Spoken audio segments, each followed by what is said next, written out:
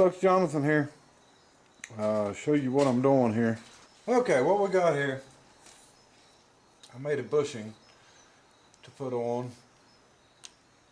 I countersank it so I could get the nut on and bring the bushing out as far as I needed. And that's of course for the bushings for the seal.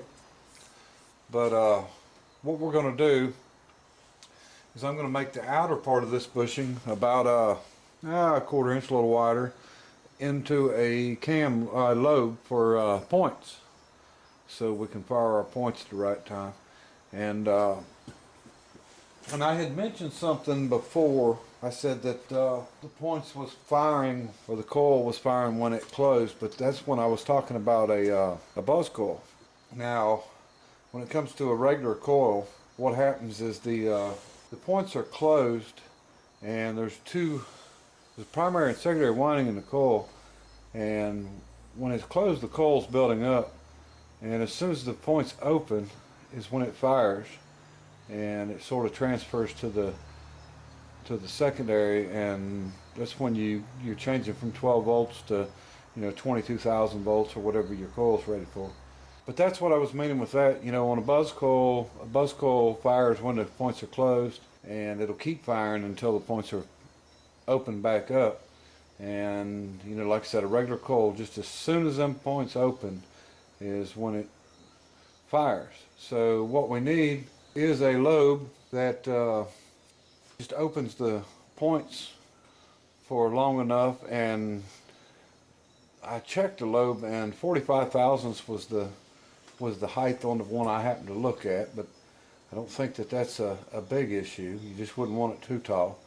But we're going to put it anywhere we want to put it on here, and I can index that wherever I want. I haven't cut a keyway in it yet, but I'll move you where you can see. And that's all it is just I fixed the threads on there, and I may countersink this farther. The nut ain't, the nut, this particular nut on the inside of it has sort of a washer built to it.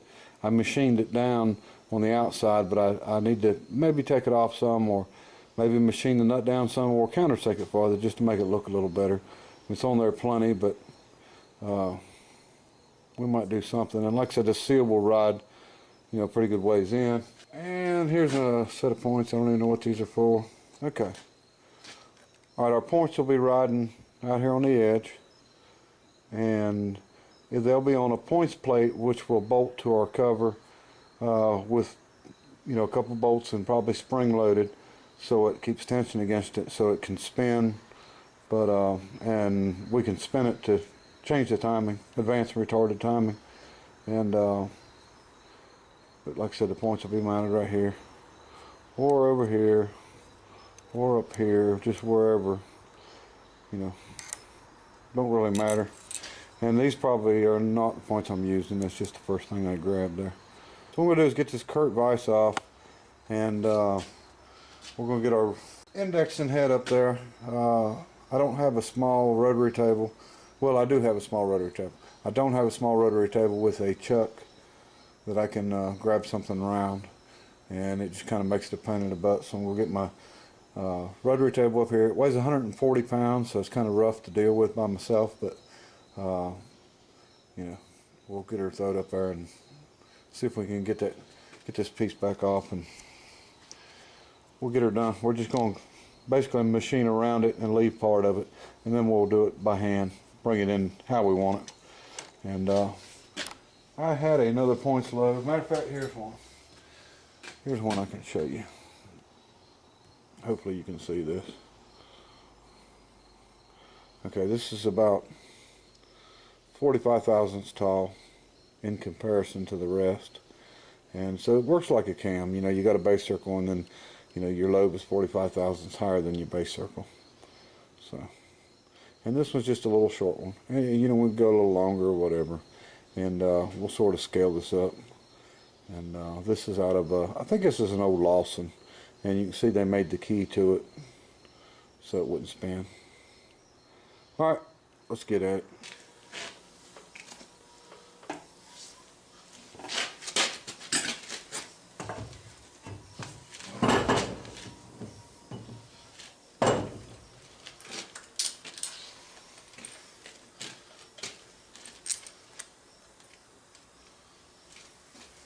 Okay, we got the end mill in. Rotary table's on, or dividing head actually. And we're going to go ahead and I put some dicom around it, machinist blue, whatever you want to call it. And we're going to go around it. We're going to just leave a space, maybe, I don't know, ½ inch.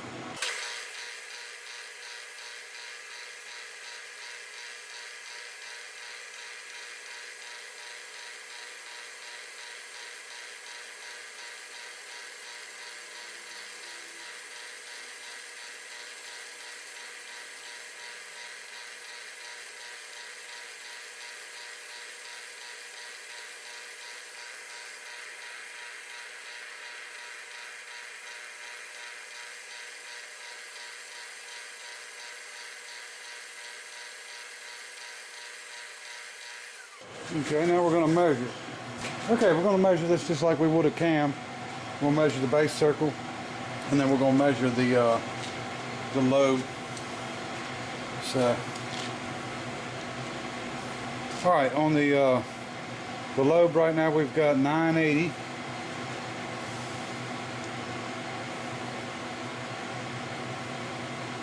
And we've got 963. So we've got just a little ways to go.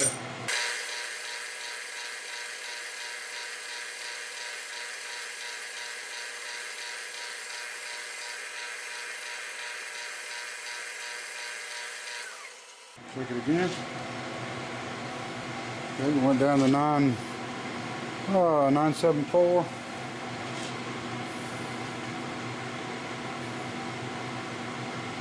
And 945. Yeah, it's a 29 thousandths.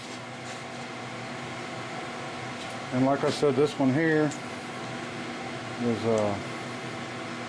45 thousandths. 40, actually about 46.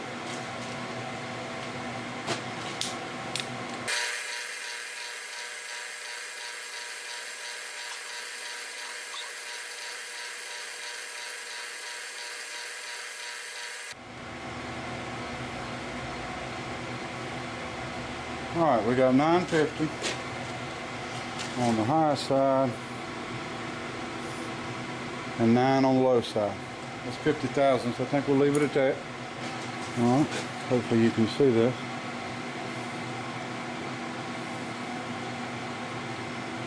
So what we're going to do is I've got a Scotch-Brite wheel, and I'm going to take it over and I'm going to cut these ramp angles down. And of course the leading and the following ramp angles. So we'll get that done and I'll show you what it looks like. Okay, I don't know if you can see it or not. Just smoothed it out, rounded it out some, and that should be fine. So that'll work. Alright, get this back on the engine and we'll look at it. Okay, here's our nut I was talking about. You can see how, I had to turn this down, but you can see how wide this piece is here. So I'm actually going to take some of that off so that nut sits farther back in. Alright folks, it's back on. And I've got my seal stuck on there just to keep from losing it here. But, I think she's going to work just fine. There's the high side.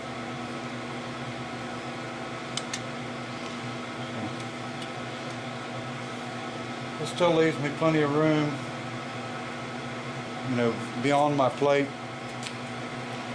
for my seal, and should work out just fine.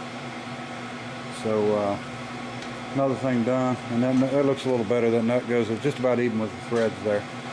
So so that's good. Okay folks, next evening, and I'm back at it and getting ready to do the pour for the outer case. And that way I can get the machine and working on it. I haven't painted that. I never painted it at all and wasn't too worried about it. Alright folks, let's ram this mold up. We're ready to go.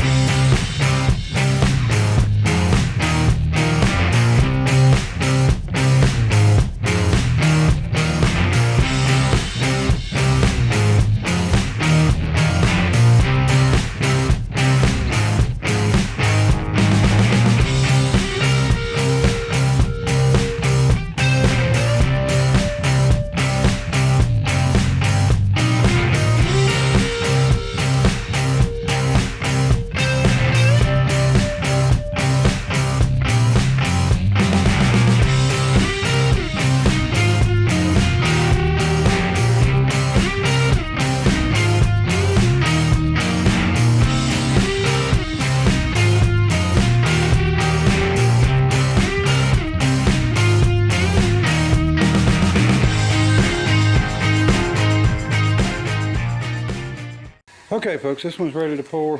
Okay folks, we may or may not have a problem with this. While my wife was going to Tractor Supply, I was looking for some water to pour in the sand to mix it up, because you know it's like 8% moisture or something like that. But anyway, I went and got the water out from under the sink and in a gallon jug, old milk jug, and I didn't realize it was sugar water for the birds, the hummingbirds. So if this messes up, we can blame it on her. All right.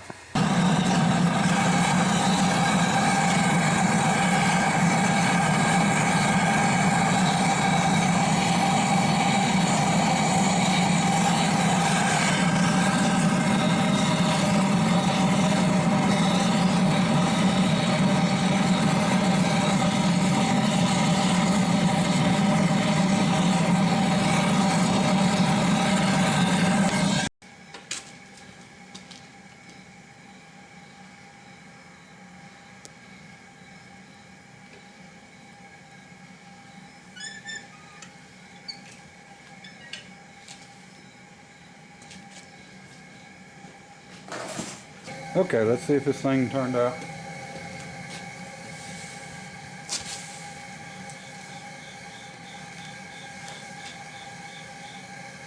So far so good.